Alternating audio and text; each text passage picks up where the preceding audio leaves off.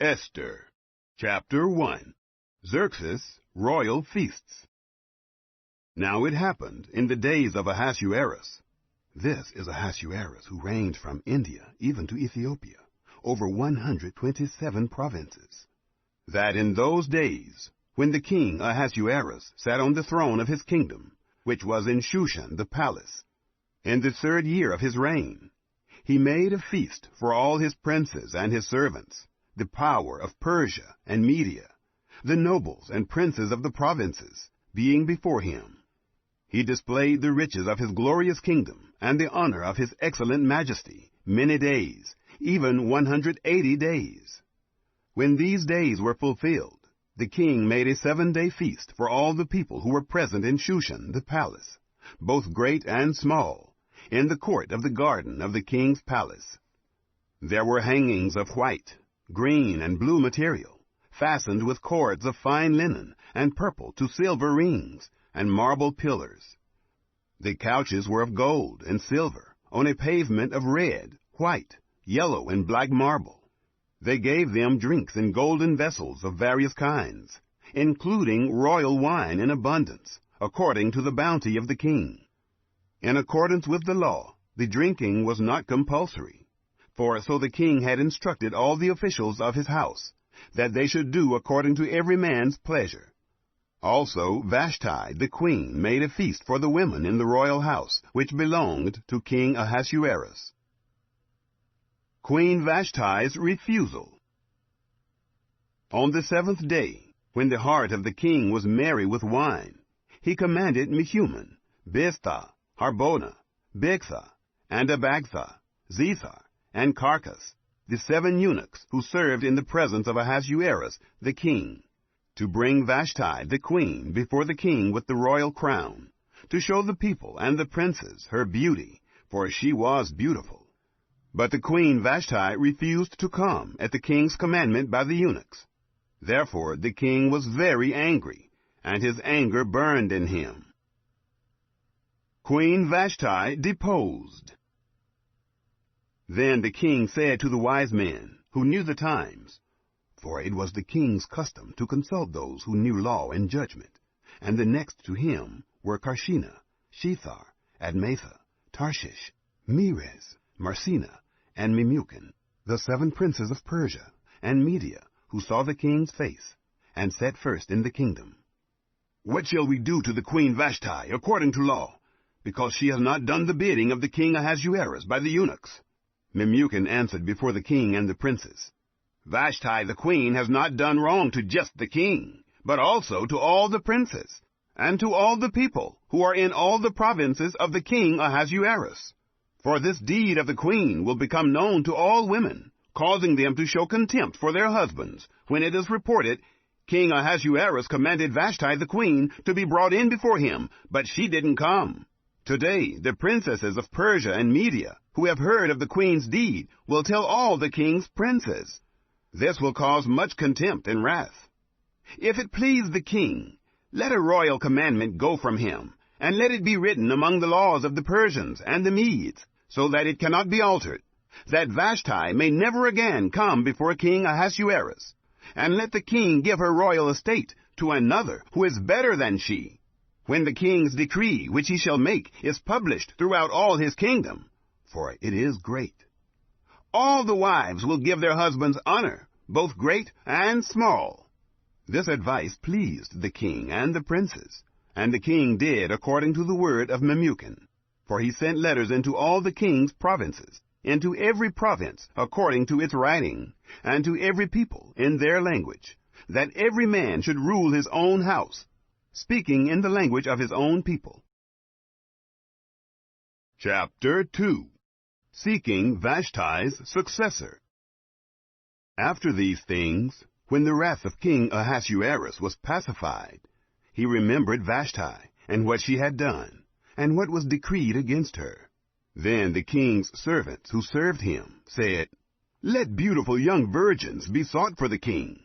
Let the king appoint officers in all the provinces of his kingdom, that they may gather together all the beautiful young virgins to the citadel of Susa, to the women's house, to the custody of Hegai the king's eunuch, keeper of the women, Let cosmetics be given them, and let the maiden who pleases the king be queen instead of Vashti." The thing pleased the king, and he did so. There was a certain Jew in the citadel of Susa, whose name was Mordecai, the son of Jair, the son of Shimei, the son of Kish, a Benjamite, who had been carried away from Jerusalem with the captives, who had been carried away with Jeconiah, king of Judah, whom Nebuchadnezzar, the king of Babylon, had carried away. He brought up Hadassah, that is, Esther, his uncle's daughter, for she had neither father nor mother. The maiden was fair and beautiful, and when her father and mother were dead, Mordecai took her for his own daughter. Esther finds favor. So it happened, when the king's commandment and his decree was heard, and when many maidens were gathered together to the citadel of Susa, to the custody of Haggai, that Esther was taken into the king's house, to the custody of Haggai, keeper of the women. The maiden pleased him, and she obtained kindness from him. He quickly gave her cosmetics and her portions of food, and the 7 choice maidens who were to be given her out of the king's house. He moved her and her maidens to the best place in the women's house. Esther had not made known her people nor her relatives, because Mordecai had instructed her that she should not make it known. Mordecai walked every day in front of the court of the women's house to find out how Esther did and what would become of her. Each young woman's turn came to go in to King Ahasuerus after her purification for 12 months. For so were the days of their purification accomplished, 6 months with oil of myrrh, and 6 months with sweet fragrances, and with preparations for beautifying women. The young woman then came to the king like this. Whatever she desired was given her to go with her out of the women's house to the king's house. In the evening she went, and on the next day she returned into the second women's house, to the custody of Sheashgaz, the king's eunuch, who kept the concubines. She came in to the king no more, unless the king delighted in her, and she was called by name. Now when the turn of Esther, the daughter of Abihail, the uncle of Mordecai, who had taken her for his daughter, came to go in to the king, she required nothing but what Haggai, the king's eunuch, the keeper of the women, advised. Esther obtained favor in the sight of all those who looked at her. So Esther was taken to King Ahasuerus into his royal house in the 10th month, which is the month Tebeth, in the 7th year of his reign. Esther becomes queen. The king loved Esther more than all the women, and she obtained favor and kindness in his sight more than all the virgins, so that he set the royal crown on her head, and made her queen instead of Vashti. Then the king made a great feast for all his princes and his servants, even Esther's feast, and he proclaimed a holiday in the provinces, and gave gifts according to the king's bounty. When the virgins were gathered together the second time, Mordecai was sitting in the king's gate. Esther had not yet made known her relatives, nor her people, as Mordecai had commanded her. For Esther obeyed Mordecai, like she did when she was brought up by him. Mordecai uncovers a conspiracy. In those days, while Mordecai was sitting in the king's gate, 2 of the king's eunuchs, Bigthan and Teresh, who were doorkeepers, were angry, and sought to lay hands on the king Ahasuerus. This thing became known to Mordecai, who informed Esther the queen, and Esther informed the king in Mordecai's name. When this matter was investigated, it was found to be so. They were both hanged on a tree, and it was written in the book of the Chronicles in the king's presence. Chapter 3. Haman plots against the Jews. After these things, King Ahasuerus promoted Haman, the son of Hammedatha, the Agagite, and advanced him, and set his seat above all the princes who were with him. All the king's servants who were in the king's gate bowed down and paid homage to Haman, for the king had so commanded concerning him. But Mordecai didn't bow down or pay homage. Then the king's servants who were in the king's gate said to Mordecai, "Why do you disobey the king's commandment?" Now it came to pass, when they spoke daily to him, and he didn't listen to them, that they told Haman, to see whether Mordecai's reason would stand. For he had told them that he was a Jew. When Haman saw that Mordecai didn't bow down, nor pay him homage, Haman was full of wrath. But he scorned the thought of laying hands on Mordecai alone, for they had made known to him Mordecai's people. Therefore Haman sought to destroy all the Jews who were throughout the whole kingdom of Ahasuerus, even Mordecai's people. In the first month, which is the month Nisan, in the 12th year of King Ahasuerus, they cast pure, that is, the lot, before Haman, from day to day, and from month to month, and chose the 12th month, which is the month Adar. Haman said to King Ahasuerus, "There is a certain people scattered abroad and dispersed among the peoples in all the provinces of your kingdom, and their laws are different than other peoples. They don't keep the king's laws. Therefore it is not for the king's profit to allow them to remain.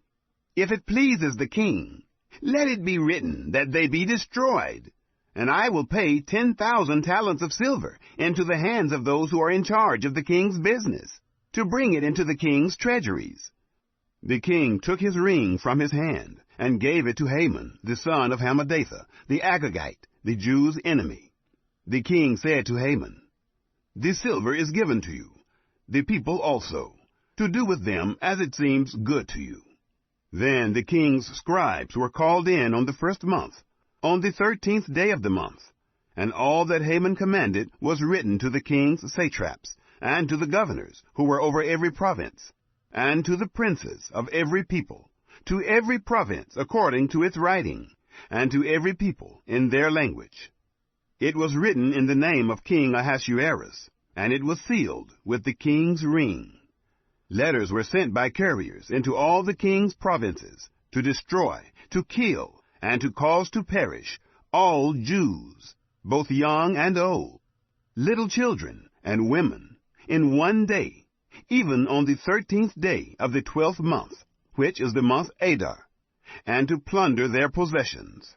A copy of the letter, that the decree should be given out in every province, was published to all the peoples, that they should be ready against that day. The couriers went forth in haste by the king's commandment, and the decree was given out in the citadel of Susa. The king and Haman sat down to drink, but the city of Shushan was perplexed. Chapter 4. Mordecai requests Esther's help.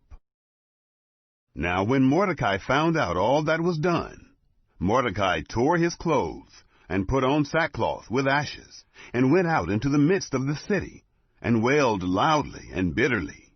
He came even before the king's gate, for no one is allowed inside the king's gate clothed with sackcloth. In every province, wherever the king's commandment and his decree came, there was great mourning among the Jews, and fasting, and weeping, and wailing, and many lay in sackcloth and ashes. Esther's maidens and her eunuchs came and told her this, and the queen was exceedingly grieved. She sent clothing to Mordecai to replace his sackcloth, but he didn't receive it. Then Esther called for Hathach, one of the king's eunuchs, whom he had appointed to attend her, and commanded him to go to Mordecai, to find out what this was, and why it was. So Hathach went out to Mordecai, to the city square, which was before the king's gate. Mordecai told him of all that had happened to him, and the exact sum of the money that Haman had promised to pay to the king's treasuries for the destruction of the Jews. He also gave him the copy of the writing of the decree that was given out in Shushan to destroy them, to show it to Esther, and to declare it to her, and to urge her to go in to the king, to make supplication to him, and to make request before him for her people. Hathach came and told Esther the words of Mordecai. Then Esther spoke to Hathach, and gave him a message to Mordecai. All the king's servants and the people of the king's provinces know that whoever, whether man or woman, comes to the king into the inner court without being called, there is one law for him, that he be put to death, except those to whom the king might hold out the golden scepter, that he may live. I have not been called to come in to the king these 30 days. They told to Mordecai Esther's words. Then Mordecai asked them to return answer to Esther. Don't think to yourself that you will escape in the king's house, any more than all the Jews. For if you remain silent now, then relief and deliverance will come to the Jews from another place. But you and your father's house will perish. Who knows if you haven't come to the kingdom for such a time as this?" Esther agrees to help the Jews. Then Esther asked them to answer Mordecai, "Go, gather together all the Jews who are present in Shushan, and fast for me, and neither eat nor drink 3 days, night or day. I and my maidens will also fast the same way. Then I will go in to the king, which is against the law, and if I perish, I perish." So Mordecai went his way, and did according to all that Esther had commanded him. Chapter 5. Esther plans a banquet. Now it happened on the 3rd day that Esther put on her royal clothing, and stood in the inner court of the king's house, next to the king's house. The king sat on his royal throne in the royal house, next to the entrance of the house. When the king saw Esther, the queen, standing in the court, she obtained favor in his sight, and the king held out to Esther the golden scepter that was in his hand. So Esther came near, and touched the top of the scepter. Then the king asked her, "What would you like, Queen Esther? What is your request? It shall be given you, even to the half of the kingdom." Esther said, "If it seems good to the king, let the king and Haman come today to the banquet that I have prepared for him." Then the king said, "Bring Haman quickly, so that it may be done as Esther has said." So the king and Haman came to the banquet that Esther had prepared.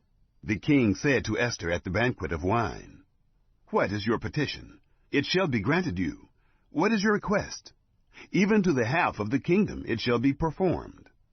Then Esther answered and said, "My petition and my request is this: if I have found favor in the sight of the king, and if it please the king to grant my petition and to perform my request, let the king and Haman come to the banquet that I will prepare for them, and I will do tomorrow as the king has said." Haman's plot against Mordecai. Then Haman went out that day, joyful and glad of heart. But when Haman saw Mordecai in the king's gate, that he didn't stand up or move for him, he was filled with wrath against Mordecai. Nevertheless, Haman restrained himself and went home. There he sent and called for his friends and Zeresh his wife. Haman recounted to them the glory of his riches, the multitude of his children, all the things in which the king had promoted him, and how he had advanced him above the princes and servants of the king. Haman also said, "Yes, Esther the queen let no man come in with the king to the banquet that she had prepared, but myself. And tomorrow I am also invited by her, together with the king. Yet all this avails me nothing, so long as I see Mordecai the Jew sitting at the king's gate." Then Zeresh his wife and all his friends said to him, "Let a gallows be made, 50 cubits high, and in the morning speak to the king about hanging Mordecai on it. Then go in merrily with the king to the banquet." This pleased Haman, so he had the gallows made. Chapter 6. Mordecai is honored. On that night the king couldn't sleep. He commanded the book of records of the Chronicles to be brought, and they were read to the king. It was found written that Mordecai had told of Bigthan and Teresh, 2 of the king's eunuchs, who were doorkeepers, who had tried to lay hands on the king Ahasuerus. The king said, "What honor and dignity have been bestowed on Mordecai for this?" Then the king's servants who attended him said, "Nothing has been done for him." The king said, "Who is in the court?"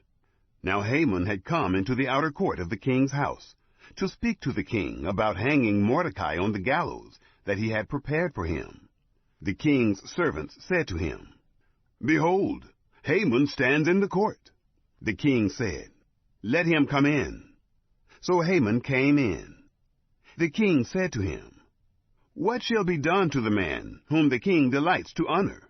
Now Haman said in his heart, "Who would the king delight to honor more than myself?"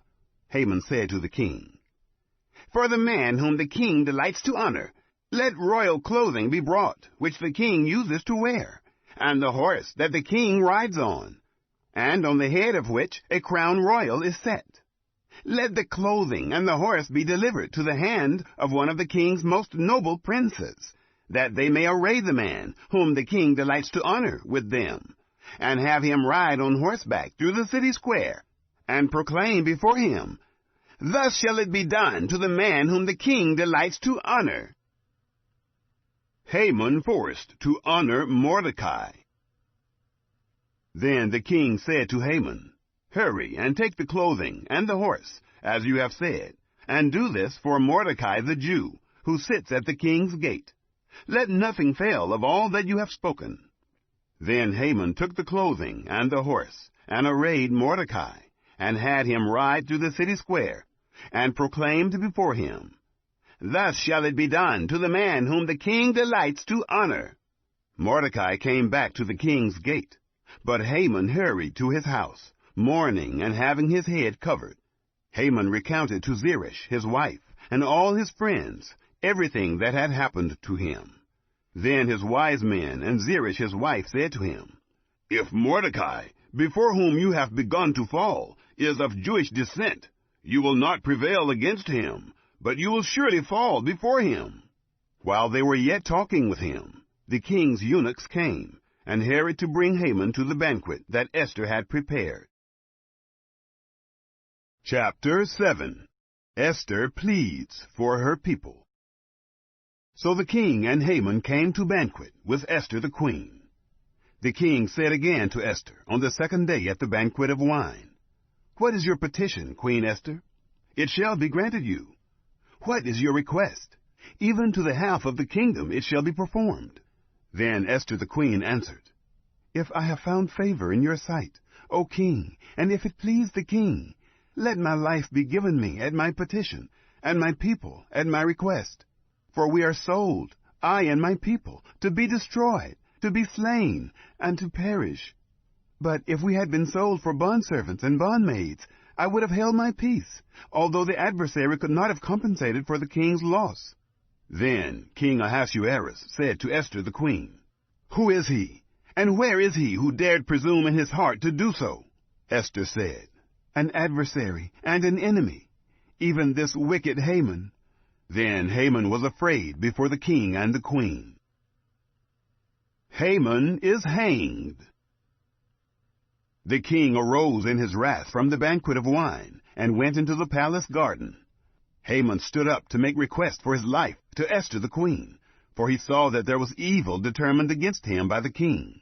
Then the king returned out of the palace garden into the place of the banquet of wine, and Haman had fallen on the couch where Esther was. Then the king said, Will he even assault the queen in front of me in the house? As the word went out of the king's mouth, they covered Haman's face. Then Harbona, one of the eunuchs who were with the king, said, Behold, the gallows, 50 cubits high, which Haman has made for Mordecai, who spoke good for the king, is standing at Haman's house. The king said, Hang him on it. So they hanged Haman on the gallows that he had prepared for Mordecai. Then was the king's wrath pacified. Chapter 8. Mordecai is advanced. On that day, King Ahasuerus gave the house of Haman, the Jews' enemy, to Esther the queen. Mordecai came before the king, for Esther had told what he was to her. The king took off his ring, which he had taken from Haman, and gave it to Mordecai. Esther set Mordecai over the house of Haman. Esther spoke yet again before the king, and fell down at his feet, and begged him with tears to put away the mischief of Haman the Agagite, and his device that he had devised against the Jews. Then the king held out to Esther the golden scepter. So Esther arose, and stood before the king. She said, If it pleases the king, and if I have found favor in his sight, and the thing seem right to the king, and I am pleasing in his eyes, let it be written to reverse the letters devised by Haman, the son of Hammedatha the Agagite, which he wrote to destroy the Jews who are in all the king's provinces. For how can I endure to see the evil that would come to my people? How can I endure to see the destruction of my relatives? Xerxes' decree. Then King Ahasuerus said to Esther the queen and to Mordecai the Jew, See, I have given Esther the house of Haman, and him they have hanged on the gallows, because he laid his hand on the Jews. Write also to the Jews, as it pleases you, in the king's name, and seal it with the king's ring. For the writing which is written in the king's name, and sealed with the king's ring, may not be reversed by any man. Then the king's scribes were called at that time, in the 3rd month, Sivan, on the 23rd day of the month.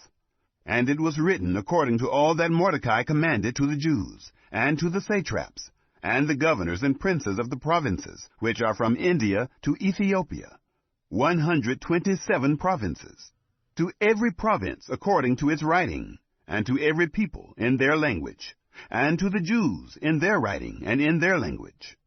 He wrote in the name of King Ahasuerus, and sealed it with the king's ring, and sent letters by courier on horseback, riding on royal horses that were bred from swift steeds.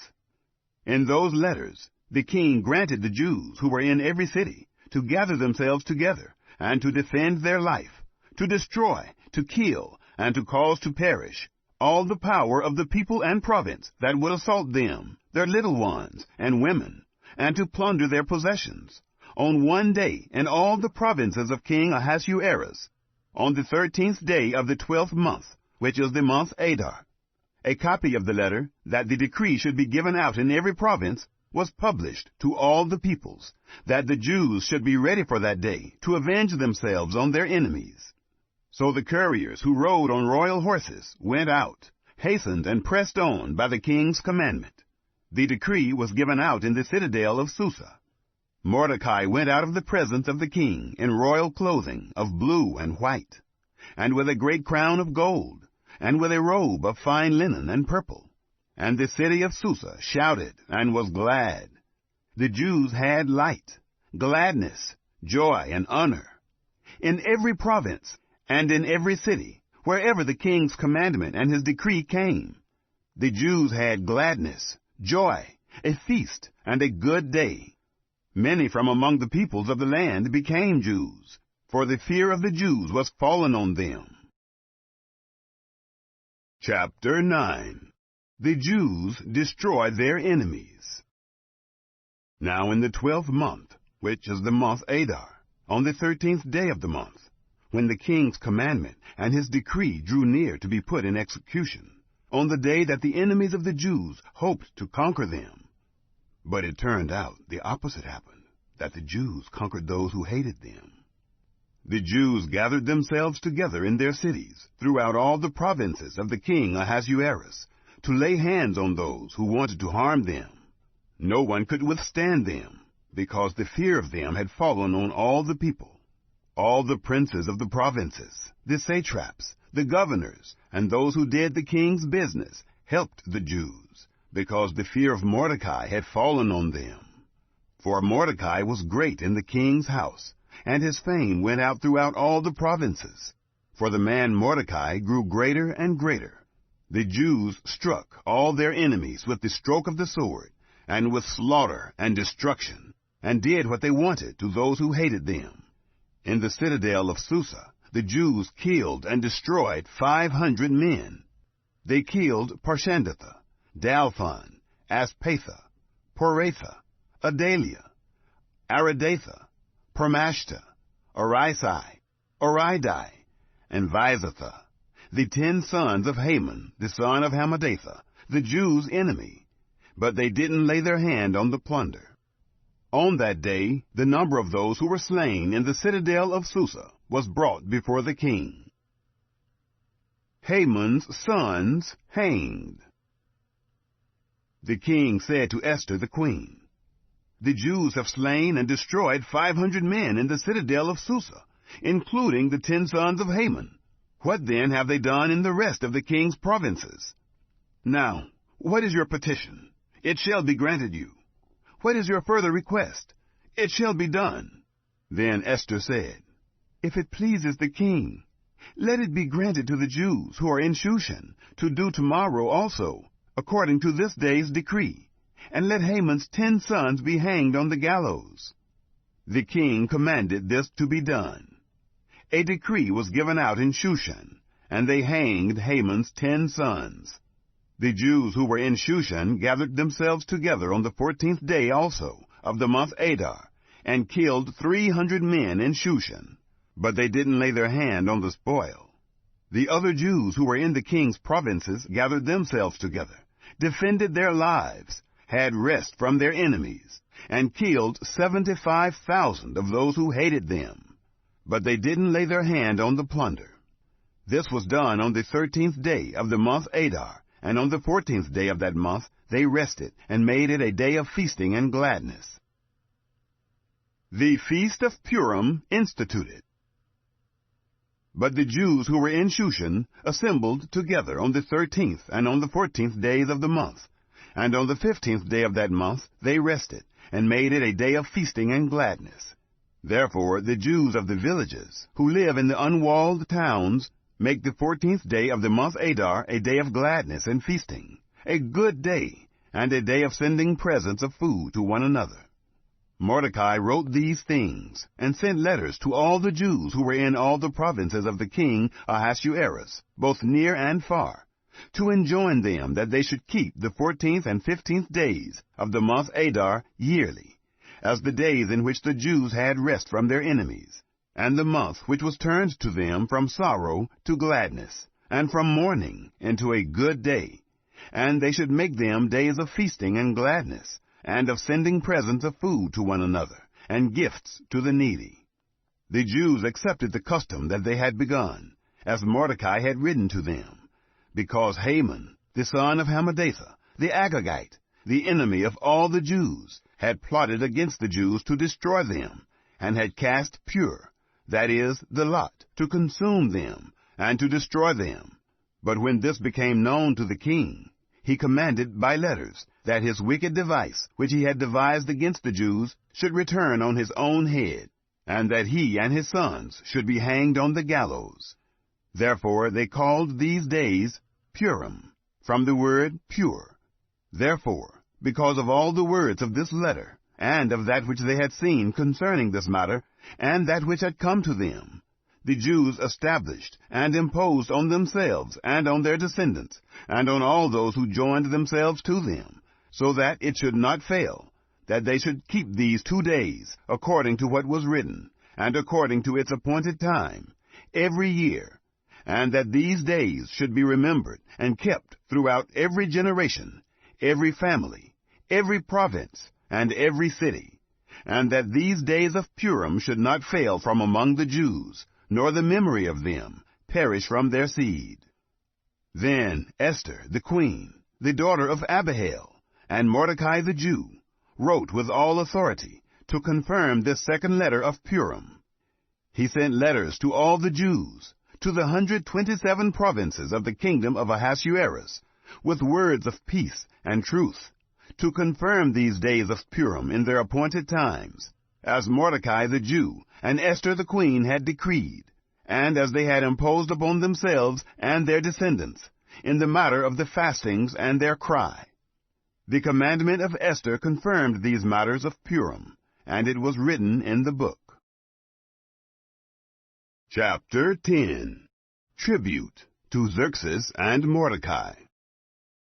King Ahasuerus laid a tribute on the land, and on the islands of the sea, all the acts of his power and of his might, and the full account of the greatness of Mordecai, to which the king advanced him. Aren't they written in the book of the Chronicles of the kings of Media and Persia? For Mordecai the Jew was next to King Ahasuerus, and great among the Jews, and accepted by the multitude of his brothers, seeking the good of his people, and speaking peace to all his descendants.